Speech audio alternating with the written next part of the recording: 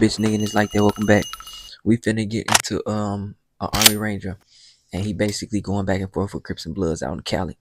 So we finna see what the situation was, because apparently he owned a home in the neighborhood, and they got into like a big beef or whatever. But I don't know the story. I really don't know what happened as far as like details. I just know like the basis of it, I guess. So we finna see what the fuck happened. Saturday, September 23rd, 1989. An Army Ranger who had just purchased a home on one of Tacoma, Washington's most gang-infested streets quickly became a witness to various illegal activity happening out front of his home. He wasn't shy of confronting it or notifying the authorities, and soon after, he became the target of one of the most notorious street gangs Washington State has ever seen. And after shaking up the hornet's nest one too many times, his home was ambushed by the Hilltop Crips gang, but not before he invited 15 of his Ranger buddies over for a barbecue.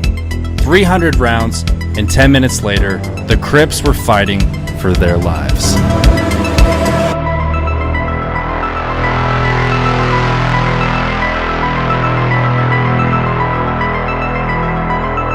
In 1989, the neighborhood of Ash Street in Tacoma, Washington was an open-air drug market. There were several hotspots, and almost every house on the block was an active and thriving trap house. These gang infestations in the 1980s, born from the crack epidemic, flooded the streets and created an economic downturn that defined the decade. You might remember President Ronald Reagan declaring the war on drugs, or his first lady who was just like, just say no, oh my god. That was this time. Tacoma was Washington State's ground zero of gang activity, and by the summer of 1989, it had grown blatant, middle of the day type shit, like selling crack to the ice cream man type shit. And this was all fueled by an influx of gang members moving in from California. Tacoma police had experienced nothing like it before and were really struggling to get it under control, oftentimes not even knowing how to respond to it. Ash Street neighbors consistently called police and called 911 repeatedly and got nowhere. The typical response from police at the time was very mild. Community-oriented policing was a new thing, such as taking bullshit calls and pretending like it's not bullshit. Yes, ma'am.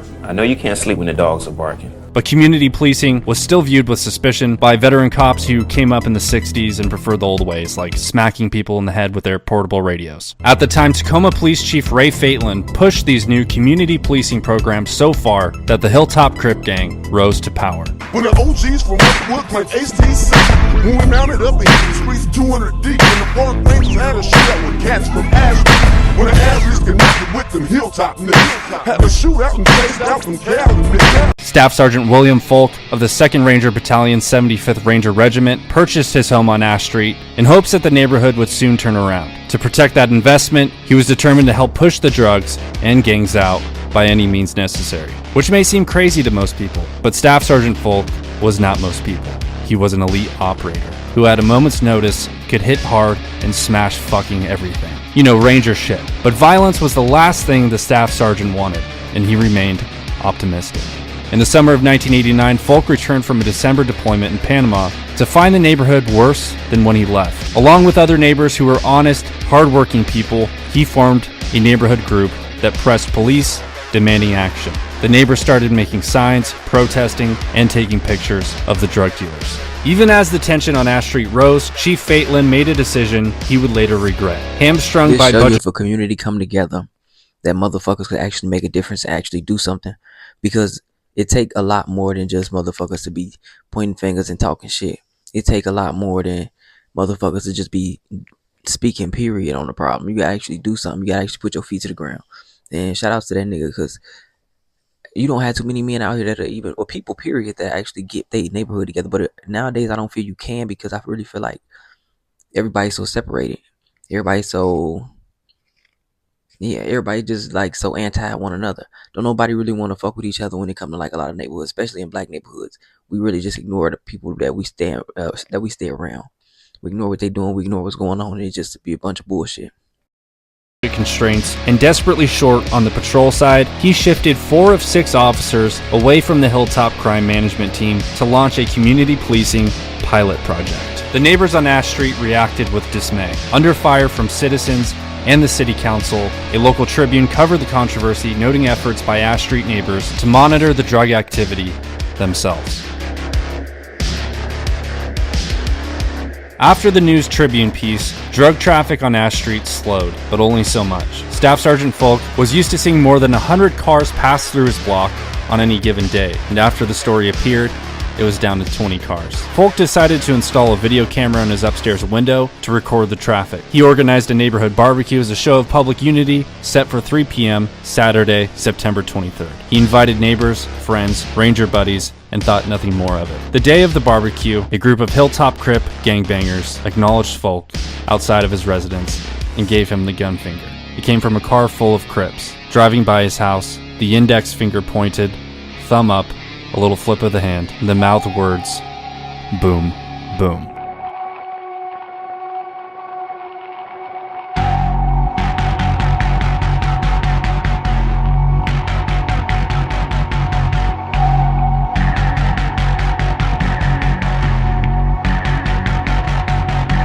The gangsters saw the video camera on Folk's house, and a few hours later they returned and threw rocks at it. Someone else took shots at the house and the video camera with a BB gun. Folk and a few ranger buddies then walked across the street to confront the out-of-shape, chain-smoking gangbangers who If that's him with the glasses, bro, I know they probably fucking didn't even realize that this nigga was built like that whole time. Like, that's the killer part, because he don't look like he owns shit if that's really him. If he's the nigga right here with the glasses, then that's crazy, because that nigga look like a nerd. He don't look like he even to do some shit like this. But what my whole thing is this: it don't matter who it is, bro. You should respect the man as a man. You feel me? All that bullshit as to where we acting like we could just drive past the motherfucker, acting like we're gonna kill him or some shit like that. Like, you never know what a nigga will do to you, G. Niggas be tweaking because you could put a man in such fear that they can kill you first before you kill them, because they scared you gonna kill him. Dumb fuck. they're hard. Folk told them to stop throwing things at his home and the neighbors' homes, to stop shooting BBs, and to instead turn their lives around and find better ways. The gangbangers warned him to take the camera out of his window. The gangbangers suggested the staff sergeant didn't know who he was dealing with. The staff sergeant suggested the gangbangers didn't know who they were dealing with. They then told him, "Your history, bitch," and told him they were going to burn his house down and light him up as soon as the sun goes down. Folk decided to walk away, and before he returned to his home, he overheard one of the Crips stating, "I'm going to shoot that army son of a bitch." Folk then walked inside his house. He picked up his telephone, called some more of his ranger buddies from the 2nd Ranger Battalion, and invited them over for a barbecue, suggesting it wouldn't hurt if they came armed. Translation, bring your own bullets. "Hey guys, let's have a barbecue." "Okay, well, yeah, what are we gonna smoke?" "Just some Crips."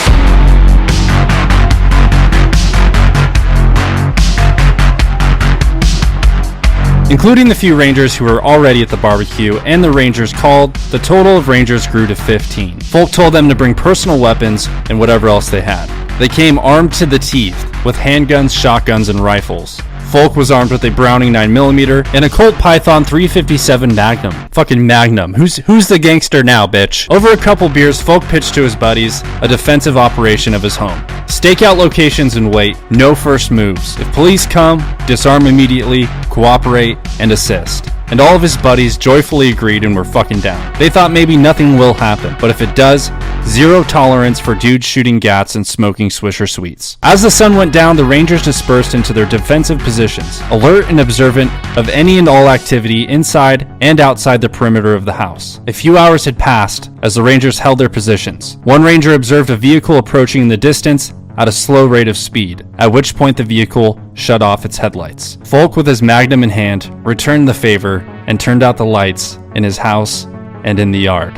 At 9:20 p.m., as the vehicle approached, someone within the vehicle fired a shot into the air.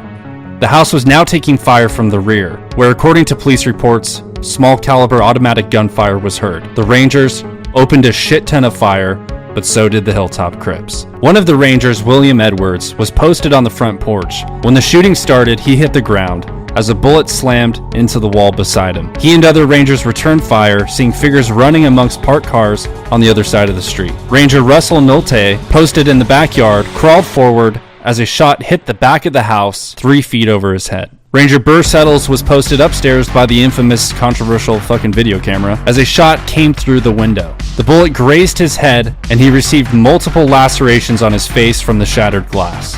Numerous muzzle flashes were now seen from the east. There were at least 16 shooters in 3 different locations. The Rangers again returned fire. They had 16 niggas pull up on this nigga, man. They had 16 niggas pull up on this nigga. One thing about this whole situation is these niggas is dumb as fuck, okay? One, you think you could go up against a nigga that was in the army. Like, you know how much shit he was taught tactically. Two, like, the fact that niggas even, like, he got this many niggas to even join up with him right quick that fast is ridiculous. But the main thing is they all got the same fucking skill as him. So, I already know where it's finna go. While outside, the assailants took cover amongst the parked cars, shooting over their shoulders, ducking down, shooting blindly. You know, stupid shit like that, like gangsters do. At this time, a neighbor taking cover on her kitchen floor dialed 911. And just like the famous Wild West shootout at the OK Corral, it was over in minutes. 10 minutes, to be exact. The first police car came down the middle of the street, cherries and berries on, with his siren blaring.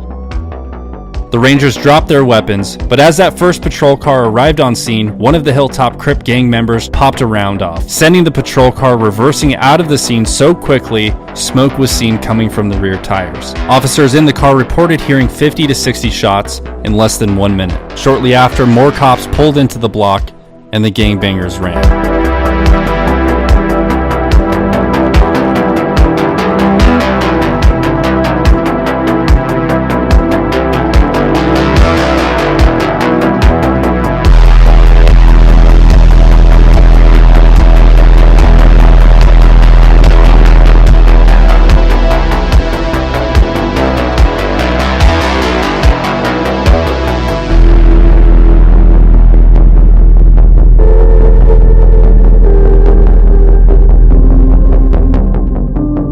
The unarmed staff sergeant walked out the back door to his driveway and the alley behind his house. He felt someone behind and didn't fight. A hand shoved his head down and a voice ordered him to the ground. One gang member by the name of Frankie Strickland was cornered by a police canine and found to be in possession of 16 rounds of 9mm. He said he was holding them for a friend but couldn't remember the friend's name. You know, like a fucking liar. He also said the same thing about the pistol he was carrying. It was for a friend. Another suspect was carrying copper-headed rounds for a gas gun. Once the situation was under control and the officers learned about the Rangers' defensive operation, the responding sergeant of the Tacoma Police Department wasn't too happy about it. He lectured Folk and the other Rangers for not calling the police for assistance until shots were fired, and felt that the situation may have been avoided by I highly doubt if these bitch ass niggas would have did anything. If he would have called the police telling him these niggas might do something to him, nigga, they probably would have just brought one police car over. And that would have been it. As quick as that one police car just pulled the fuck off on these niggas, soon as they got that one shot off on them niggas, fuck out of here. I wouldn't have called them niggas neither. Calling 911 prior to the shooting getting started. Out of what was quite possibly a 35-man gunfight with over 300 rounds shot in the dark, no one was reported to be killed or injured. For 20 years, the official version of the shootout held that miraculously no one was hurt, but there were rumors injured gang members did not seek medical attention for obvious reasons, and some may have even been mortally wounded.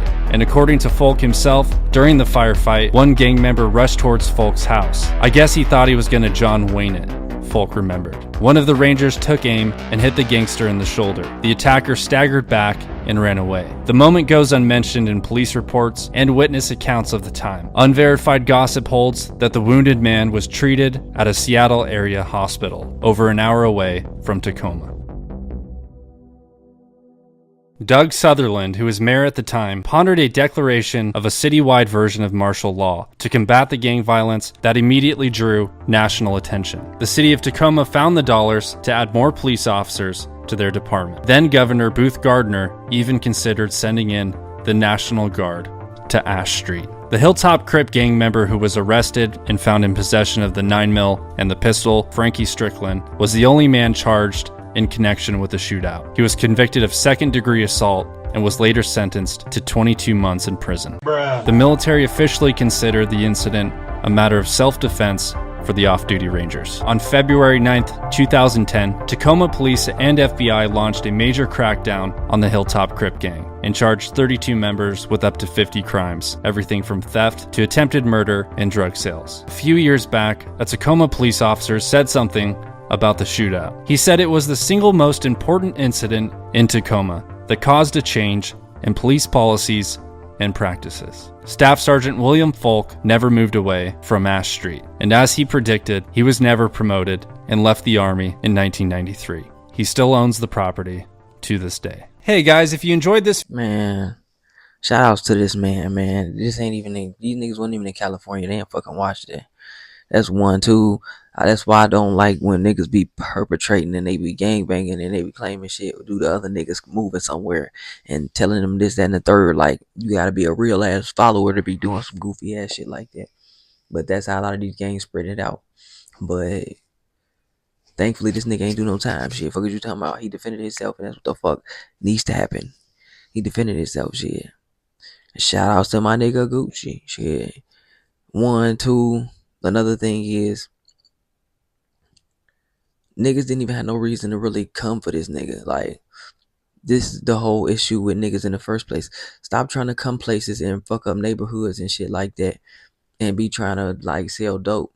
Even, like, with shit like that, like, as much as we want to blame white people for that, like, we was the ones pushing dope, bro, past the prime of, like, dope being worth any money for real, like, or you getting money from dope. We still trying to sell dope to this day, and niggas ain't blowing up off that shit no more. That's what's so dumb. Niggas is chasing, like, false hopes and dreams off that shit, but nobody comes out of that business in that situation successful. Like, you see these niggas still end up getting caught up for something because karma's a bitch, but, like, it happens. And when you rolling with that many niggas that deep, you gotta understand it's real easy to get tied into something at some point. And shit, I probably do believe that the nigga popped a couple of them niggas and the niggas didn't want to report that shit.